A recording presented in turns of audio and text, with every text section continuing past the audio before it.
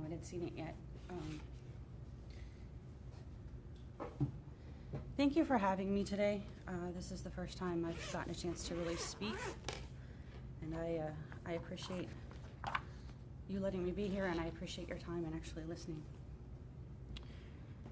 When I was asked to speak, I wondered what I could say that would make any difference to you. I wondered what I could say that would wrap up in a few minutes the impact that one moment destroyed for a lifetime. What could I say that would help you to remember the reality and consequences of choices? And I thought of the numbers. Things like these always want to hinge on statistics and numbers. 2016, 317, 5.5, 831, 809, 4,700, 18, 1,000, 6, 4, 16. These are the numbers that now bring visceral reactions from me. There is pain, a horror and revulsion. I realize now these numbers represent trauma. 2016 was the year my life was perfect and then destroyed. 2 lives of the same person exist in that span of time, and I find it difficult now to remember how it felt in my life before. 3/17 was the date my beautiful second child, Tristan Schulz, was born, the day my heart was full and the moment I knew the true meaning of contentment. I can still feel the weight of him in my arms, though my arms are empty now. No one told me just how much empty arms are the heaviest load to bear. 5.5 were the months I got to spend with Tristan, absorbing every moment of his developing personality, his constant energy and inquisitiveness. The memories are bittersweet now, precious yet pained. I remember what was and will always wonder what would have been. What if is the greatest yearning to the soul, and why its greatest torture. 8/31 was the date. 8/31 was the date my beautiful second child, Tristan Schulz, was killed in front of me. I can still hear the cacophony of collision and smell the warm asphalt of that summer day. I can feel the heat of the SUV engine radiating. I can still feel the moment my son's stroller was ripped out of my hands as that Jeep Grand Cherokee slammed into us. My last memory of the moment my son was alive is right as John F. Miller IV was killing him. 8:09. While John Miller was on his way to his golf instructor job in Loudoun County, independent forensics of his phone showed that Miller sent a text at 8:09 a.m., which is during the same time period authorities identified as the crash. John Miller says he never saw Tristan and me. He came from behind and drove over 80 feet before turning left into my son and I as we nearly finished crossing the pedestrian signal-lit crosswalk. He didn't slow, he didn't swerve, he accelerated. Miller accelerated his 4,700-pound Jeep Grand Cherokee into my 18-pound son and me. The sound of that engine still haunts. I've seen that car driving and him driving, and it sends me into a panic attack of survival. I've learned trauma, PTSD, is a sickeningly cruel thing. It makes you fight to operate in a world that appears normal on the outside, yet your brain shows you all the chaotic hell that has been or could be. It's like watching life with the overlay of a horror movie, and your eyes, mind, and heart strain to make sense of which is the true reality. 17 and 1,000. For 17 months, I had to live less than 1,000 feet from the man who killed my son. I got to watch him live his life normally, carefree, unencumbered.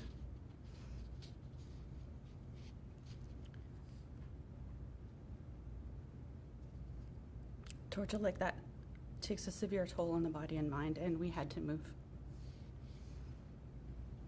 5.5, 6, and 4. 5.5 was the age in months of my son. 5.5 were the hours I spent on the stand in court testimony at sentencing. 6 months is the time of jail that Miller was reported to jail, with over 4 months of that spent working at the golf course. I could tell you of the joy and love that Tristan was in our lives, but instead I'll ask you to consider the children in your own lives and the love and joy you feel with them. A parent's bond is eternal. Our souls are melded with our children because they are part of us, forever and always. The moment I knew my son was dead was the moment I felt my soul physically rip apart. My heart has been in a tortured state of visceral longing, searching for him ever since. I remember that moment. They told us our son was dead. Then they asked if we wanted to see him. I remember the agony in my husband's heartbroken and desperate wail when he saw our son's body. I remember being wheeled in the small grayish room with its monitors and tubes. It felt like the walls were morphing and collapsing in on us. I gasped for air through broken ribs. My husband was on the far side of the bed in the room, so there was room to wheel me in on the other side, as I was still strapped to a gurney. He collapsed and shuddered over the bed in the center of this hell. My husband rarely cries. On the bed, strapped to a small backboard, was my sweet and beautiful baby. As always, it was Tristan's eyes that I noticed first. His soft, round, cherub face was gently tilted. He was looking over my shoulder. His eyes that day haunt me still. I had always loved his eyes. So much life, wonder, and joy, so much personality. His eyes always made me smile. But now they were open, staring, completely lifeless. The sparkle in his eyes that had always lit up my heart had become a dull sheen on immovable orbs. His eyes had been life. Now they were just drying, dull, vacant. His eyes were those of a corpse, a small, soft corpse with the squishy rolls, cheeks, and round, balding head of an infant. My baby was dead. The energy of that truth slammed into me with such force that I felt my chest smashed with it. It forced what little breath I had left out of my lungs. I gasped for air. My mind felt unhinged, chaotic, dizzying, with the desperation of trying to cling to the now, yet wanting to be anywhere else but this moment of reality. I tried to reach over my aching body to caress Tristan's little head like I had done thousands of times before. Rod gently stopped me, and he told me to be careful. I was annoyed. I didn't understand. I just wanted to caress my baby. I wanted to take all of the pain away. I later learned that Tristan's skull was so shattered that the grotesque softness of it was what my husband was protecting me from. I just remember being desperate to hold my son, and as his mother to be able to take all of his pain away. Still hadn't understood that there wasn't any pain left. My fingers had fumbled and struggled, my lungs in agony from the effort with broken ribs. I wanted so much just to take Tristan off of this backboard with the intubating tubes. I just wanted to hold my son. And I was told that they weren't allowed to unstrap him yet because the medical examiner hadn't seen him. I didn't know then that my son was far too broken for me to hold. I remember that moment. It extinguished all the fight I had left, and my head collapsed as near Tristan on the bed as I could get. There was nothing left. What more could anyone take from me? My child had been killed. My baby was lying as a cooling corpse just inches from my face. I remember I reached for his chubby baby hand, my index finger slipping into his curved palm, waiting for his strong and gentle grasp that would come next as he tried to pull himself up. But there was no grasp. There was no strength. There was only the laxity of death. I gently used the other fingers of my hand and thumb to fold his hands around mine. His hand wouldn't clench. There was nothing, and his hand was too cool, much colder than I remembered that morning. It all started to sink in. There was nothing there. There was no heat of life, no twinkle to his eyes that were staring over my shoulder, no smile in his too still face. There was no laughter that would make my heart dance every time I heard it. No sweet coos or babbles from the precious voice I could never listen to long enough. As I had done infinite times before, I caressed Tristan's hand, softly stroking my thumb over his baby skin and chubby softness.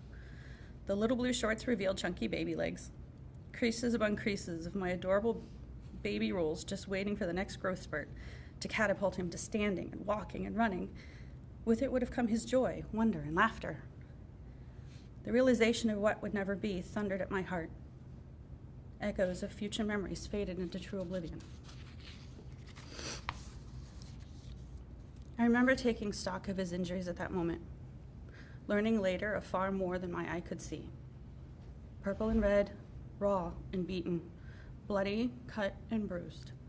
My baby's body had endured more than I could let my mind imagine. It sickened me, and I felt the bile of horror rise and choke in my throat. Every time. I was going to be sick. In all ways, it was his eyes that haunted me. Where there had been joyous life and curiosity, where there had been laughter and sparkle, there were now two lifeless orbs staring blankly into nothingness. I gently reached over to softly close Tristan's eyes.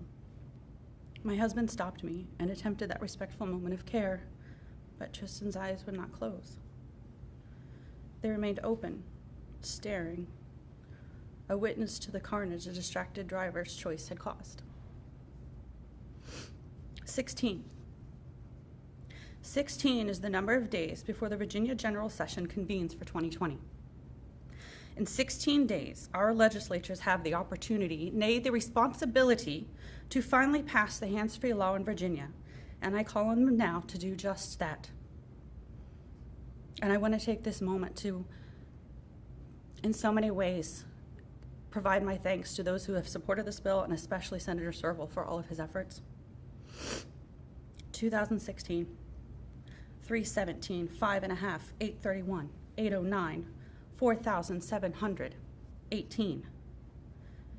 Virginia's lives, Tristan's life, are more than just numbers.